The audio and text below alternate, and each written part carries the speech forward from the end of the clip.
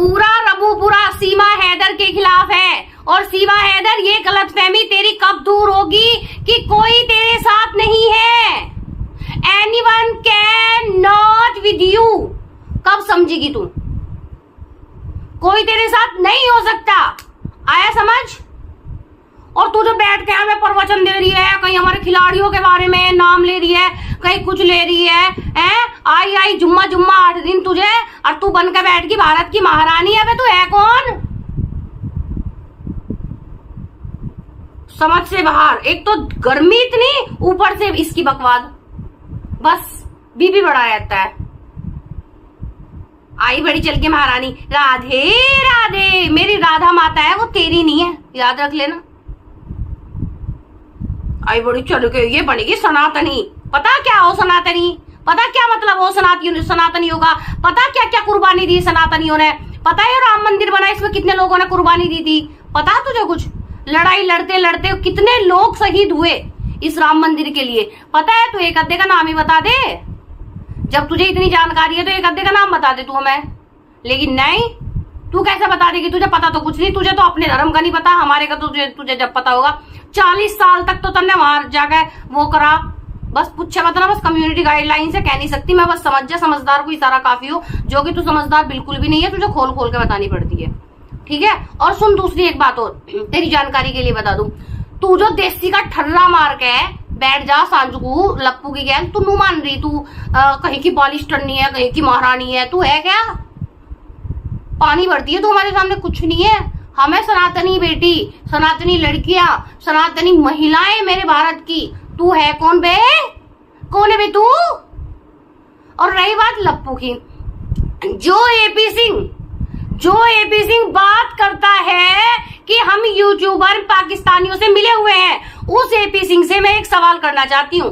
तू कहता है कि हमें फांसी की सजा होनी चाहिए, और एपी सिंह सबसे पहले फांसी की सजा तो इस लप्पू को होनी चाहिए, जिसने 3-4 सालों तक 30-30, 32-32 घंटे सीमा हैदर से नॉन स्टॉप बात करी है, ठीक है? सबसे पहले सजा तो उसे दिलवा, उसे सजा दिलवाना सबसे पहले। तो हम तो कोई बात भी नहीं करते, ना हमारा कोई दोस्त है वहां, ना हमारा कुछ है, ना कोई रिश्तेदार है, ना यारा है, ना प्यारा है, हमारा तो कुछ है ही नहीं। सबसे पहले फांसी का प्रावधान उसके लिए रखवा। अगर उससे भी बड़ी कोई सजा होती हो तो वो दिवा, जिसने 30-30, 32-32, 40-40 घंटे नॉन स्टॉप बात किया 2-2 दिन, और 3-4 साल तक भारत का पागल बनाया, 3-4 साल तक पाकिस्तान में बात करी। तो सबसे पहले प्रावधान उसके लिए निकलवाना, जो प्रावधान तो हमारे लिए निकलवाना है। हमें तो संगठन बता रहा है, तो सबसे पहले प्रावधान उसके लिए निकलवा। आया समझ में? जो तू और जब तुझसे पूछा गया कौन सी धारा, कौन से कानून, कौन से संविधान के तहत तू इसे नागरिकता दिलाओगा, तो तू बिदक के पड़ गया। जैसे बाकड़ी भैंस लात मार देख रहा है ना, वैसे बिदक गया तू, ठीक है? दूध नहीं देती वो, उसी तरह तू बिदक गया, ठीक है? तूने ना कोई प्रावधान बताया, ना एक्ट बताई, ना धारा बताई, ना कॉन्स्टिट्यूशन का कौन सा आर्टिकल लगता है, तूने कुछ नहीं बताया। तो हम भी तो तेरे से यही जानना चाहते हो, एपी सिंह बता दे कौन सी धारा के अंतर्गत तू इसे नागरिकता दिलाओगा। ये पागल ही बनाया जा रहा है इसका।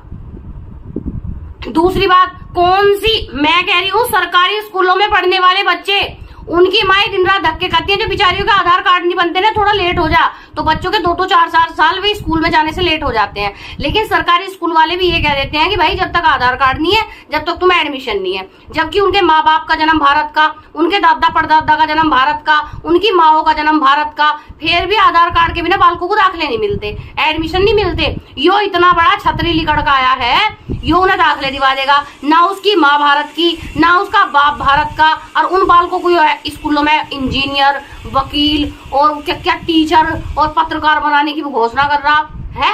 आदमी ढक्कन है क्या है भैया? क्या है बता? और सुन, हमारी यूनिवर्सिटी में तो ऐसा है, बिना आधार कार्ड के फीस सबमिट नहीं हो सकती।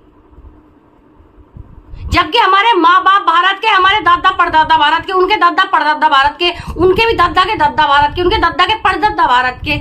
जब हमारा बिना आधार कार्ड के हमारे कॉलेज यूनिवर्सिटी में कुछ नहीं होता, तो नू बता दे कहां से बनेंगे ये डॉक्टर, इंजीनियर, सुपरवाइजर? नू तो बता दे मुझे।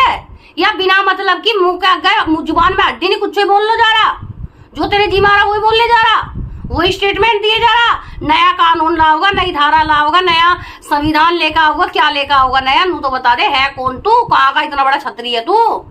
वही तो हम तेरे से पूछना चाह रहे। और हम तेरे से एक बात और पूछना चाह रहे, मोदी जी के योगी जी की फोटो जो छत्ती से लगाए रखे है, जो कि स्क्रिप्ट से तन्ने दे रखी, एक ट्रक मांग में सिंदूर भरे रखा है, और तू कहता है कि भैया इसे नागरिकता मिल जाएगी। तो हम ये कहना चाहते हैं, मोदी जी योगी जी भी तो कानून को फॉलो करते हैं, या मोदी जी योगी जी संविधान के ऊपर है? वे भी तो संविधान के तहत जो चीजें हैं वे भी तो संविधान के अंतर्गत काम करते हैं। फिर वे संविधान से बाहर जाके से नागरिकता कैसे दे देंगे?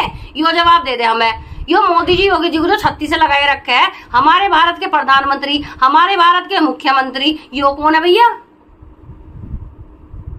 समझ में बात नहीं आ रही? कौन है भाई यो? तू बता दे हमें कौन है यो? मंत्री नहीं, कोई संतरी नहीं, किसी विधायक की बेटी नहीं, भारत में दूर दूर तक इसका नामो निशान नहीं। और यो तन्ने मालकिन बना दी है। मालकिन बनाई से अपनी, मालकिन बनाई से नेत्रपाल की, मालकिन बनाई से लप्पू की। ठीक है, हमारी मालकिन बनाने की कोशिश ना करिए, हम खुद अपने मालिक हैं। हमारे भी मालिक हमारे माँ बाप हैं, हम खुद भी मालिक नहीं। आया समझ? जो तू बैठा है इसकी वकालत करने है कि मेरा तो क्लाइंट है, मैं तो वकालत करूंगा। अबे तेरा क्लाइंट है, तू ऐरे कह रहे ना, तू कह रहे सबकी वकालत लड़ेगा। वकालत करने से पहले नू तो देख ले, किसी ढंग के आदमी का केस नहीं आता तेरे पे, किसी ढंग के आदमी ने तुझे मुकदमा नहीं दिया आज लो है। भारत में इतने लोग जेलों में भी पड़े हुए हैं, इतने लोगों के जमीन के डिस्ट्रीब्यूट के मुकदमे चल रहे हैं, 70 काम हो रहे हैं, तो क्या किसी ढंग के आदमी ने तुझे कोई केस नहीं दिया? हमेशा सारे चोरू चक्कों ने मुकदमे दिए तुझे। ये तो पूछना चाह रहे हैं हम, जो तो चोरू चक्कों के मुकदमे लड़ता है, दुनिया के सारे चोरू चक्कों के मुकदमे तेरे पे आवे, सारे करप्ट लोगों के, सारे करप्टेड, सारे करप्शन वालों के मुकदमे तेरे पे आवे, सारे वांटेड लोगों के मुकदमे तेरे पावे। किसी ढंग का आदमी का मुकदमा आया तेरे पे कि भाई चल हमारी जमीन पर कब्जा कर रखा है, हमारा बालक बिना मतलब के भीतर बैठा अंदर जेल में, उसे छुड़वा दे, ऐसे मुकदमे आएंगे तेरे पे कभी है? या तेरे पे ये मुकदमे आवे किसी अवैध घुसपैठिया का, कि झूठ बोल, झूठ की दुकान का है? और तू जो बात करे, 5 साल पहले तलाक हो गया था, तू गया था तलाक देने। इस्लाम में तो ये भी लिखा है कोई गर्भवती महिला को तलाक नहीं दे सकता, ना गर्भवती महिला खुला ले सकती। पता है तुझे? शरीयत के हिसाब से जानता है कुछ? तू तो इतना बड़ा जब कानून का जानकार है, पता तुझे इतना सा नहीं है, ठीक है? और तू जो इतना बड़ा जानकार बना बैठा, तुझे इतना भी पता कि जब प्रेगनेंसी में औरत रहती है, चाहे हिंदू हो चाहे मुस्लिम हो, उसको कोई डिवोर्स नहीं दे सकता।